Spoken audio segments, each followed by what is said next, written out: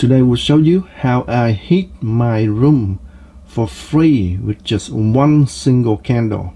Having an open flame heater like this is extremely hazardous. So I've got to say, if you're trying to replicate this, do it at your own risk, because this is extremely dangerous. There's a lot of danger associated with an open flame. Carbon monoxide poisoning, fire hazard if this tips over, many other dangers associated with an open flame like this. So do it at your own risk. Now that's out of the way, let me show you how this is put together. I've got a candle inside a glass cup. I got an aluminum heatsink from an old computer, and this used to have a fan on the top here. I removed the fan because it's plastic, so and I'm afraid it's gonna melt, so I removed the fan. I put it on top here. This will help absorb the heat from this flame and distribute the heat outward. If I don't have this, it's fine. There's no problem with that. But the heat is going to rise all the way up to the ceiling before it circulates throughout the room. So I want to capture the heat down here before it goes up to the ceiling, and that makes it a little bit more efficient. This is now about 6 o'clock in the morning, and I have burned this candle throughout the night, so I think I started using it around midnight last night. So it's been running for about 6 hours. So how much warmer does my room get within the 6 hours with just one candle? That's what we're gonna find out. So out here is the living room area, and the temperature out here is 57.7 degrees Fahrenheit. I'm gonna bring this inside my room and see what we got in here. Here's my candle, and I'm gonna put the thermometer right on the floor, quite a distance away from my candle. If you look at the clock on the top here, it was at 6:05 outside before I brought it in this room. Now it's 6:11, so it's been about 6 minutes, and the temperature is already 59 degrees. It was at 57.7, so it's 1.3 degrees higher already within 6 minutes.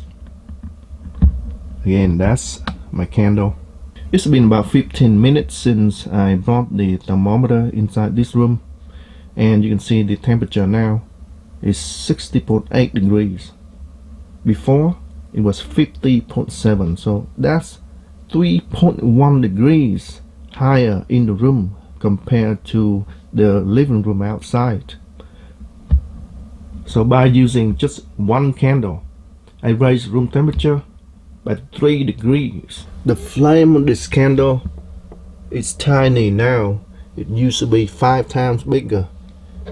If you look down here, there is the wick, which has burned down, and now it's sink into the liquid wax, and the wick that is left standing is very small and tiny.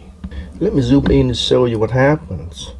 The wick actually is it doesn't separate, and it's very long, and therefore it's too heavy and it sinks down to the liquid. So I'm gonna give it a little hand here and cut the wick so that'll be short enough. Now we can raise it up a little bit.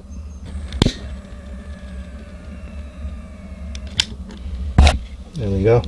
Now with a taller wick, the flame is at least twice as big, and over time when it burns down a little bit more, the flame is gonna be a lot bigger. Just for reference, here's the flame I shot about an hour after I made this video, and you can see the size of the flame is about 4 times bigger. And this is why when you search on the internet and Google for how many watts each candle produces, you get 100 different responses. Some say it's 40 watts, some say 60, some say 80 watts. And I think all of them are right. That's because it depends on the condition of the wick, how long the wick is.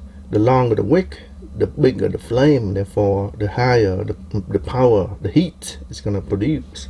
But even with a little flame like this, I'm putting my hands here about 6 inches on top of the candle, and I can barely hold it. Now it's getting too hot. That is a lot of heat. When my heatsink is on top and when it's hot enough, I can't even hold it for longer than 1 second. It's very hot. So I think the amount of power that comes out of this candle is at least 100 watts or more. That's how I can raise my room temperature by 3 degrees Fahrenheit. That's a lot for a little flame like this.